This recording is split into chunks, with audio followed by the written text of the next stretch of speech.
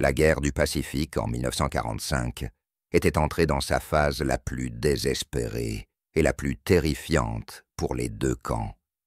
Les forces américaines se rapprochaient des îles principales du Japon, tandis que l'armée japonaise recourait à des tactiques de plus en plus extrêmes pour tenter d'arrêter une défaite qui semblait inévitable.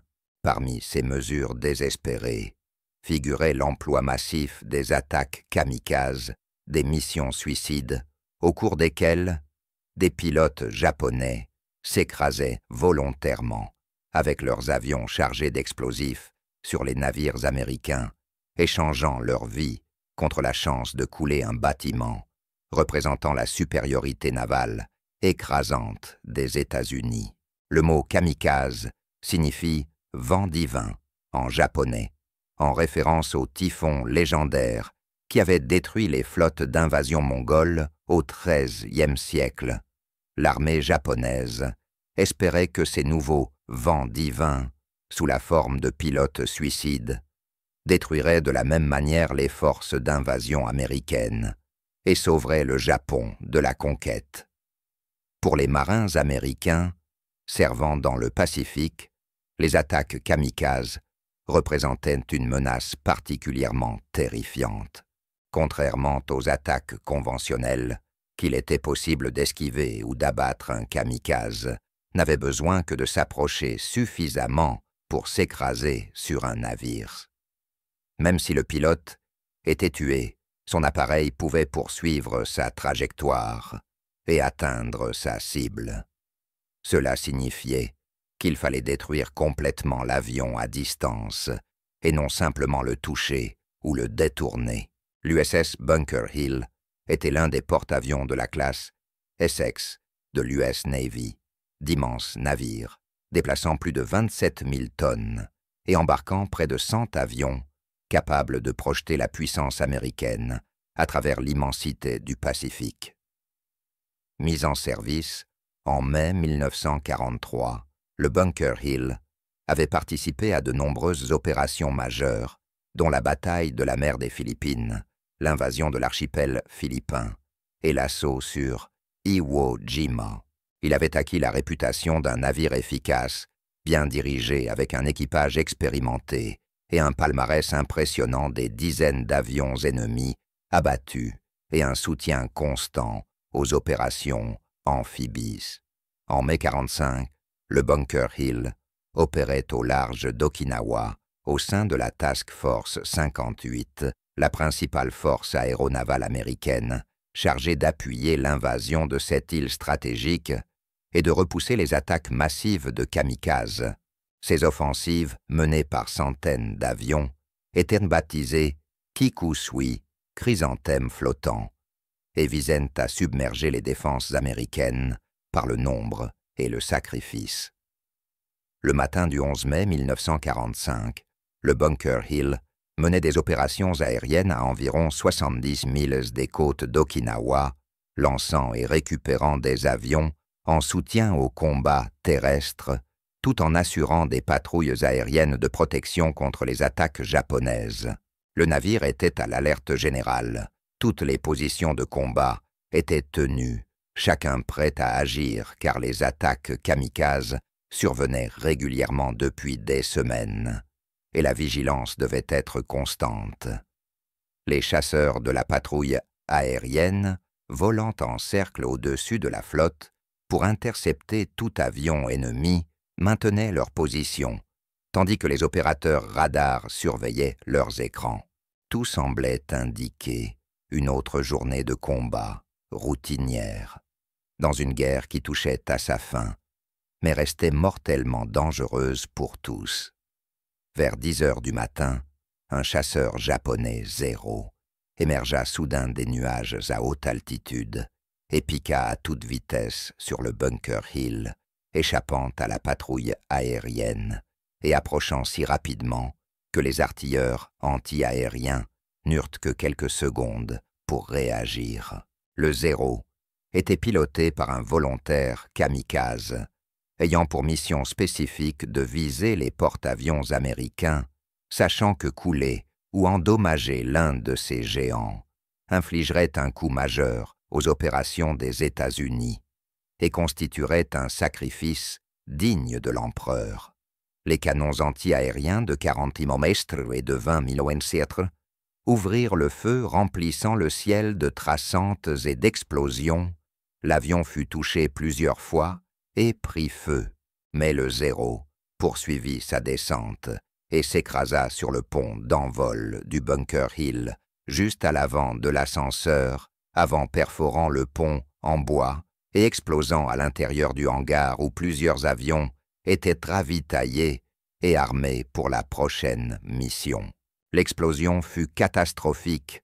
Le carburant d'aviation et les munitions en préparation détonèrent, créant une boule de feu gigantesque qui balaya le hangar, tuant des dizaines d'hommes sur le champ et enflammant toute la section avant du navire. Mais le désastre ne faisait que commencer, moins de 30 secondes après l'impact du premier Zéro.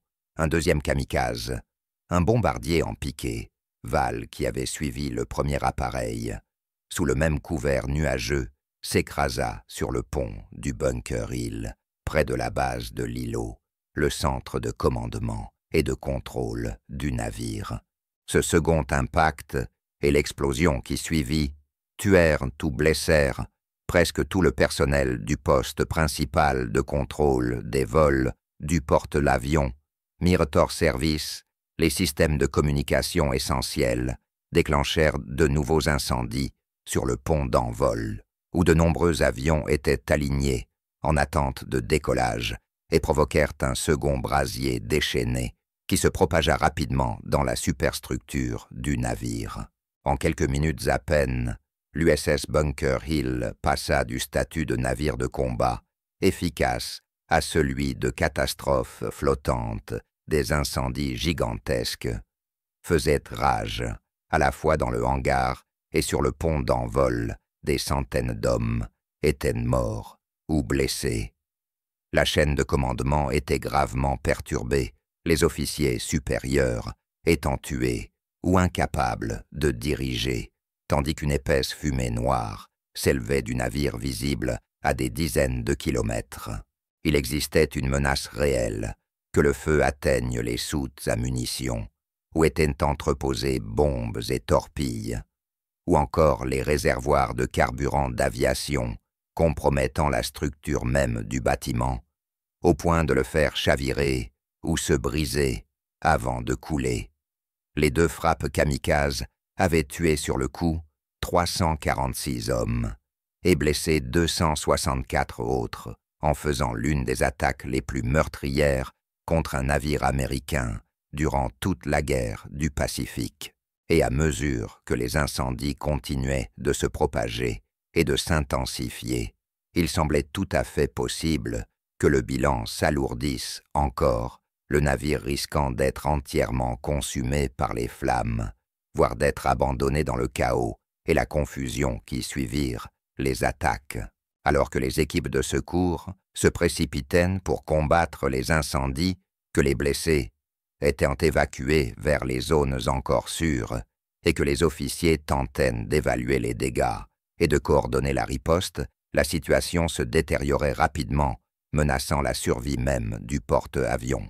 Dans le hangar, les feux étaient alimentés par le carburant d'aviation qui s'échappait des conduites brisées et des avions endommagés, formant des nappes de liquide enflammé qui se répandaient sur le plancher avant de s'écouler vers les ponts inférieurs, y allumant de nouveaux foyers. Sur le pont d'envol, les incendies se nourrissaient du bois du revêtement, pourtant traité contre le feu, et des nombreux appareils stationnés dont les réservoirs et les munitions explosaient périodiquement, projetant éclats et débris enflammés à travers le pont, et dans les airs, déclenchant d'autres incendies à chaque retombée. Les systèmes anti-incendie du navire étaient partiellement hors d'usage, les conduites d'eau éclatées, les pompes endommagées, les tuyaux brûlés, rendant difficile l'obtention d'une pression suffisante, là où les flammes étaient les plus intenses. La fumée épaisse emplissait les compartiments, empêchant les équipes de secours de voir ou de respirer sans équipement de protection rare à bord. La chaleur extrême rendait presque impossible toute approche efficace. Les hommes s'évanouissaient d'asphyxie ou d'épuisement thermique, le matériel fondait ou prenait feu, et chaque minute qui passait semblait aggraver la situation. Les incendies se propageaient plus vite qu'ils ne pouvaient être maîtrisés. Parmi les centaines de marins qui luttaient désespérément pour sauver leur navire, se trouvait le matelot de première classe, Joseph McCaffrey, âgé de 21 ans, originaire de Pittsburgh. Il servait à bord du Bunker Hill depuis 18 mois et avait survécu aux attaques kamikazes parce qu'il se trouvait dans un local de contrôle des avaries, sous le pont du hangar au moment des impacts. McCaffrey n'était ni officier ni spécialiste en lutte contre l'incendie, simplement un marin ordinaire affecté à une équipe de secours chargée d'exécuter les ordres d'éteindre les feux et de réparer les dégâts là où on l'envoyait. Dans l'immédiat, après coup des frappes, son équipe reçut l'ordre de se rendre dans le hangar pour combattre les flammes. Mais en arrivant, ils découvrirent une scène chaotique. Le feu était si intense que leurs efforts paraissaient dérisoires, comme tenter d'éteindre un volcan avec un tuyau d'arrosage. Plusieurs hommes furent submergés par la fumée ou repoussés par la chaleur avant d'avoir pu faire quoi que ce soit d'utile, alors que McCaffrey et ses camarades luttaient pour contenir l'incendie dans le hangar. Ils prirent conscience d'un nouveau problème potentiellement catastrophique qui se développait dans l'un des compartiments inférieurs du navire. L'eau s'accumulait à un rythme alarmant dans l'un des compartiments de stockage, avant situé sous la ligne de flottaison, à plusieurs ponts, en dessous des zones où les incendies faisaient rage. Cette infiltration provoquait une gîte dangereuse, le navire commençant à pencher d'un côté, sous le poids de centaines de tonnes d'eau de mer. La source exacte de l'eau n'était pas immédiatement claire. Elle pouvait provenir de canalisations anti-incendie, rompues de dégâts à la coque causés par les explosions, ou encore de l'eau utilisée pour éteindre les feux qui s'étaient infiltrés dans les niveaux inférieurs à travers des trappes et des cloisons endommagées. Quelle qu'en soit la cause, le résultat était extrêmement dangereux. Si la gîte devenait trop importante, le navire risquait de devenir instable et de chavirer, surtout si l'eau continuait à s'accumuler d'un côté, tandis que le feu rongeait les structures porteuses de l'autre. La procédure standard pour faire face à ce type d'inondation consistait à pomper l'eau hors des compartiments à l'aide des systèmes de pompage du navire.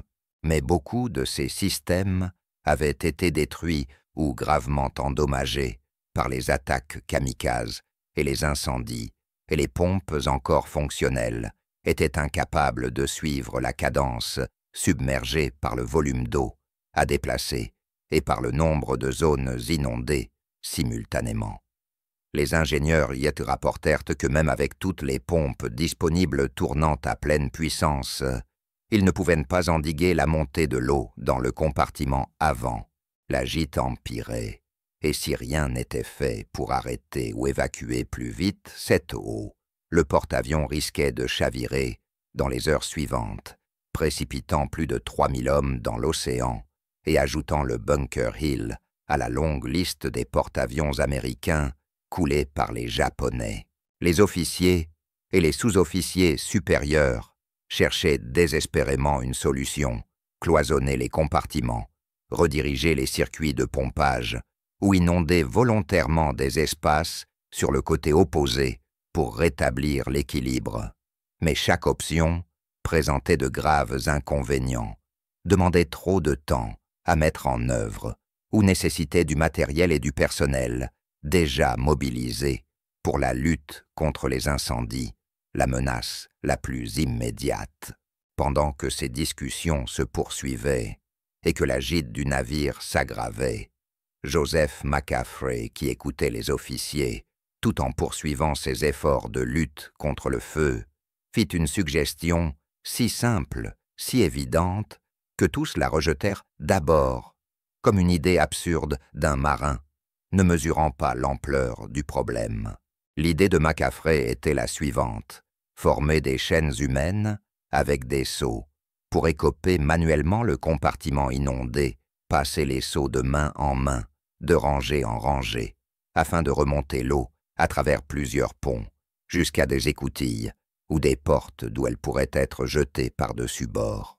C'était une méthode remontant à l'époque des voiliers, utilisée bien avant l'existence des pompes mécaniques, une technique si primitive et apparemment dérisoire qu'y recourir sur un porte-avions moderne paraissait absurde comme tenter de vider une piscine avec une cuillère à café.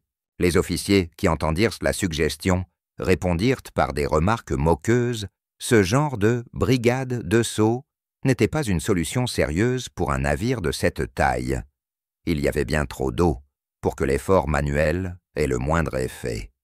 Il fallait des solutions d'ingénierie, pas du travail à la main. Macafrey fut invité à se concentrer sur ses tâches d'extinction et à laisser la question des inondations à ceux qui connaissaient le contrôle des avaries. Mais Macafrey insista, faisant remarquer que même si les pompes étaient théoriquement plus efficaces, elles ne fonctionnaient pas, qu'il valait mieux faire quelque chose que rien, que même si les seaux ne pouvaient pas éliminer toute l'eau, ils pourraient au moins ralentir son accumulation, donnant le temps aux ingénieurs de réparer les pompes ou de trouver d'autres solutions. Il rappela aussi qu'il y avait des centaines de marins à bord qui n'étaient pas engagés dans des tâches vitales à cet instant et qui pouvaient être organisés en chaînes humaines si les officiers donnaient simplement l'ordre. Sa persistance agaçait les officiers déjà submergés par plusieurs crises simultanées et qui n'avaient ni le temps ni la patience de débattre avec un simple matelot d'une idée jugée irréaliste. Mais un officier, le lieutenant-commandeur Robert Williams, chargé de coordonner les opérations de contrôle des avaries dans cette partie du navire, décida que l'idée de Macafrey méritait d'être tentée, simplement parce que personne n'avait de meilleure solution immédiate, et que la situation devenait si désespérée qu'une idée même improbable valait la peine d'être essayée. Williams organisa alors plusieurs brigades de seaux, composées de marins évacués de leurs postes habituels, à cause des incendies d'autres qui attendaient du matériel ou des ordres, ou encore de volontaires, désireux d'aider à sauver leur navire. Des lignes d'hommes furent formées, depuis le compartiment inondé jusqu'au pont supérieur, en passant par les coursives et les échelles, pour évacuer l'eau à la main. Les seaux remplis montaient les seaux vides, redescendaient dans un flux continu et épuisant. Chaque marin devait recevoir un seau plein, le passer à son voisin, attraper un seau vide qui redescendait, le transmettre à l'homme suivant et recommencer ce cycle des centaines, voire des milliers de fois, sans interruption. C'était un travail exténuant, mais les marins s'y jetèrent avec une énergie désespérée, conscients que leur vie et leur navire en dépendaient. À la surprise générale, y compris celle du lieutenant-commandeur Williams, qui avait autorisé l'expérience plus par désespoir que par conviction, le système commença à porter ses fruits dès la première heure. Le niveau d'eau dans le compartiment inondé cessa de monter aussi rapidement, signe que les brigades de seaux retiraient d'y plus d'eau qu'il n'en entrait. Puis la gîte du navire se stabilisa et diminua légèrement l'équilibre des masses, se rétablissant peu à peu. Les rapports des ingénieurs confirmèrent que la combinaison des rares pompes encore en service et des brigades de seaux manuels permettait désormais de contenir l'inondation, réduisant considérablement le risque immédiat de chavirement. Même si la situation restait critique et nécessitait une vigilance constante, la nouvelle se répandit rapidement à travers le navire. Les brigades de seaux sauvaient effectivement le Bunker Hill. De plus en plus de marins se portèrent volontaires pour rejoindre les lignes ou remplacer les hommes épuisés qui passaient les seaux sans arrêt depuis des heures. Le système finit par s'étendre, mobilisant des centaines d'hommes, travaillant en équipe tournante, certaines lignes concentrées sur le compartiment, avant inondées d'autres sur les zones où les opérations anti-incendie avaient accumulé de l'eau. Ce simple geste, se passer des seaux de main en main, devint une activité unificatrice, donnant aux marins, non spécialistes, une manière concrète et utile de contribuer au salut de leur navire. Ce qui n'était d'abord qu'une idée ridicule transforma la peur et l'impuissance en action collective porteuse d'espoir. Joseph McCaffrey devint alors une sorte de héros parmi ses compagnons, le simple marin dont l'idée idiote des brigades de seaux s'était révélée un élément crucial de la survie du bâtiment. Les officiers qui avaient d'abord rejeté sa proposition commencèrent à reconnaître qu'une solution simple pouvait parfois être plus efficace qu'une solution technique complexe, surtout lorsque les systèmes sophistiqués étaient endommagés ou inaccessibles. McCaffrey lui-même continua de travailler dans les lignes pendant plus de 12 heures d'affilée, passant les seaux jusqu'à ce que ses mains soient couvertes d'ampoules et que ses muscles se tétanisent. Il refusa d'être relevé, estimant qu'il devait prouver que son idée fonctionnait et qu'il ne pouvait demander à d'autres de faire un travail qu'il ne ferait pas lui-même. Grâce à la combinaison des efforts de lutte contre l'incendie qui finirent par maîtriser les flammes et des brigades de seaux qui contenaient l'inondation, l'USS Bunker Hill survécut aux 24 premières heures critiques suivant les attaques kamikazes, la période où le navire risquait le plus d'être perdu ou abandonné. Au matin du 12 mai, environ 26 heures après les attaques, les incendies étaient en grande partie éteints, bien que certains foyers résiduels demeurassent sous surveillance. L'inondation était désormais maîtrisée. Les pompes mécaniques reprenaient la majorité du travail d'évacuation, tandis que les brigades de seaux continuaient d'opérer dans certaines zones. Le navire stabilisé put être pris en remorque par d'autres bâtiments et éloigné de la zone de combat vers un endroit plus sûr où des réparations plus importantes pourraient être tentées. Le coût humain du sauvetage du Bunker Hill fut terrible.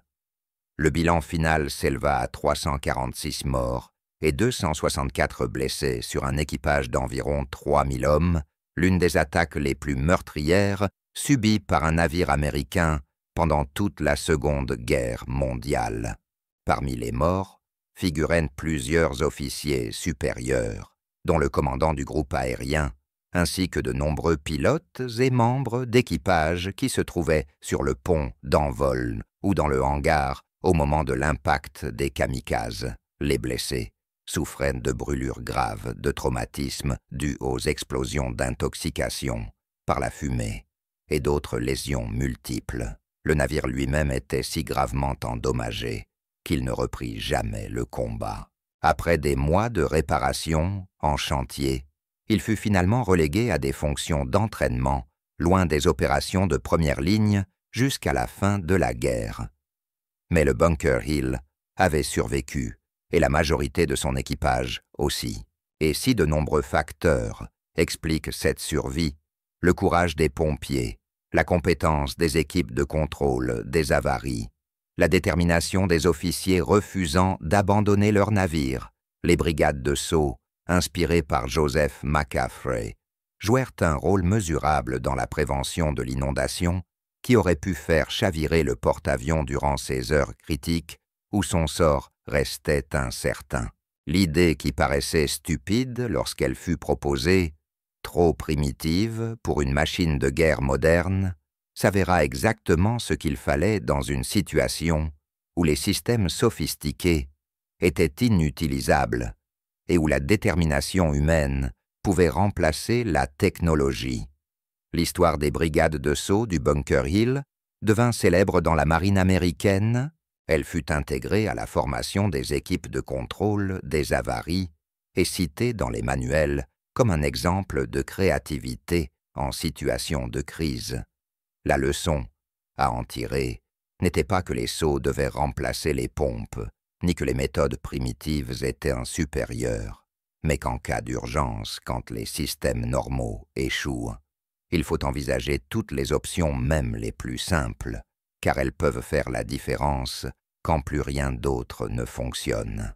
La doctrine navale de contrôle des avaries fut d'ailleurs modifiée pour inclure des procédures de mise en place de brigades manuelles comme méthode de secours lorsque les systèmes mécaniques sont hors service, reconnaissant qu'à bord d'un navire en combat, toute méthode qui déplace l'eau, combat le feu ou répare les dégâts a de la valeur quelle que soit sa simplicité. Pour ses actions héroïques lors de l'attaque kamikaze et des efforts de sauvetage qui suivirent, Joseph McCaffrey reçut la Navy Cross, l'une des plus hautes décorations militaires américaines. Cette distinction honorait non seulement son idée, mais aussi son courage physique constant, son refus d'abandonner même lorsque tout semblait perdu, et sa foi dans la valeur du travail collectif. La citation officielle salua son héroïsme exceptionnel et sa fidélité au devoir, notant que sa suggestion des brigades de seaux avait contribué de façon matérielle au sauvetage du navire, à un moment où toutes les méthodes classiques avaient échoué. McCaffrey fut promu, puis suivit une formation pour devenir spécialiste du contrôle des avaries. Il resta dans la marine après la guerre et prit sa retraite après 20 années de service, avec la réputation durable d'être l'homme dont l'idée idiote avait sauvé un porte-avions américain. L'importance plus large de l'incident du Bunker Hill et de la solution de McCaffrey s'étend bien au-delà du simple récit héroïque.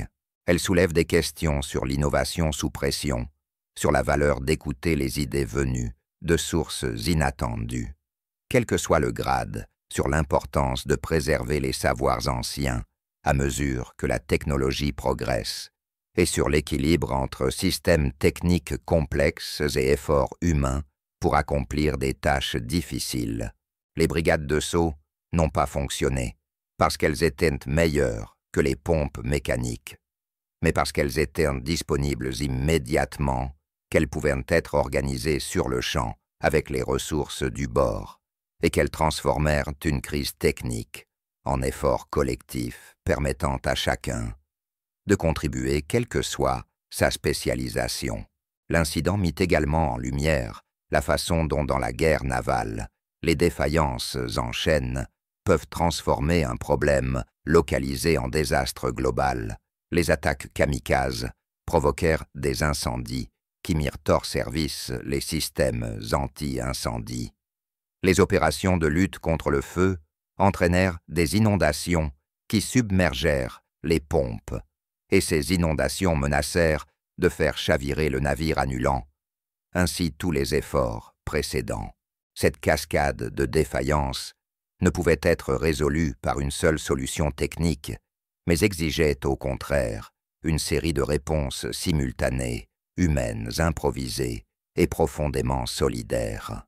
Dans ce contexte de crise, d'une complexité extrême, la brigade de seaux ne constitua pas la seule solution, mais un élément d'un ensemble coordonné, la lutte contre l'incendie, le pompage de l'eau, les réparations structurelles, les soins médicaux et la prise de décision du commandement, autant de composantes qui durent fonctionner de concert pour que le navire survive.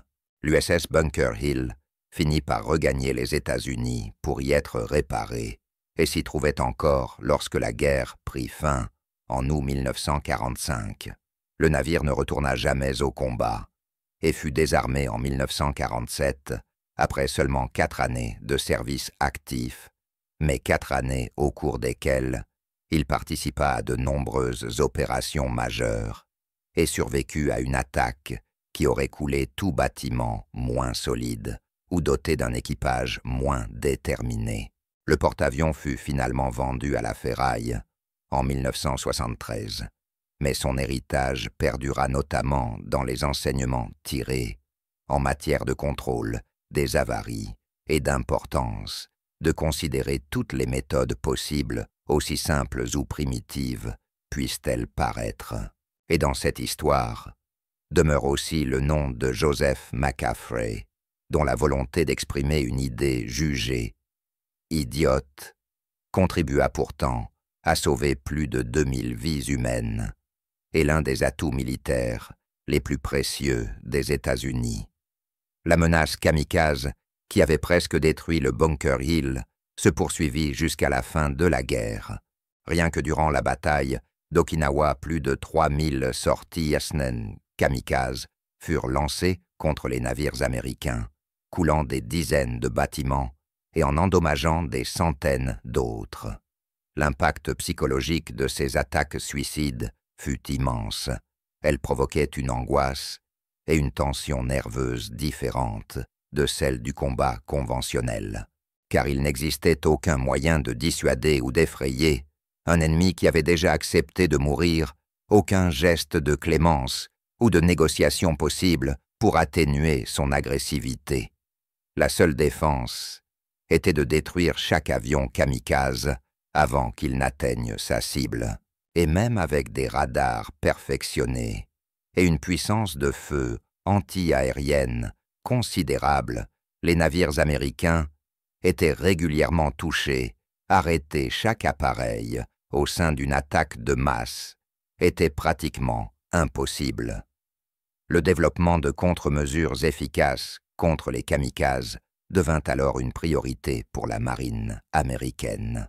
Cela entraîna des améliorations du tir anti-aérien, dirigé par radar, de meilleures procédures de patrouille de chasse, le déploiement de navires piquets chargés de donner l'alerte précoce et de détourner les attaques des cibles les plus précieuses, comme les porte-avions, ainsi qu'une formation accrue au contrôle des avaries et à l'usage d'équipements plus performants pour permettre aux navires de survivre aux coups inévitables. Pourtant, durant les derniers mois de la guerre, la menace kamikaze demeura terriblement réelle et meurtrière, une manifestation de la désespérance et de la détermination japonaise qui tua des milliers de marins américains et démontra l'efficacité effrayante des tactiques suicides en guerre navale, une leçon stratégique dont les implications se prolongèrent dans les conflits ultérieurs et dans la réflexion militaire sur la guerre asymétrique où des forces technologiquement inférieures pouvaient infliger des pertes considérables en misant sur la volonté d'accepter la mort certaine. L'histoire de Joseph McCaffrey et de sa brigade de sauts pour endiguer les inondations du Bunker Hill demeure un rappel intemporel. Dans une crise, les solutions peuvent venir de sources inattendues et prendre des formes imprévues. Le grade et la position ne garantissent pas le monopole des bonnes idées, et des méthodes simples peuvent parfois accomplir ce que les systèmes complexes ne peuvent pas. Écouter toutes les suggestions, même celles des plus jeunes marins, peut parfois sauver des vies et accomplir des missions qui auraient autrement échoué. L'histoire de McCaffrey rappelle aussi que l'héroïsme en temps de guerre ne consiste pas seulement à combattre l'ennemi, mais à résoudre des problèmes, à refuser d'abandonner, quand tout semble perdu, à tenter ce que d'autres jugent impossible ou absurde, et à croire en la puissance de l'effort collectif humain pour accomplir ce que les machines seules ne sauraient faire. L'image de centaines de marins se passant des seaux de main en main dans les coursives enfumées d'un porte-avions en flammes, luttant pour sauver leur navire par la seule force de leur détermination et de leur travail, incarne quelque chose d'essentiel, la part humaine du combat, celle qu'aucune technologie ne pourra jamais remplacer ni rendre obsolète.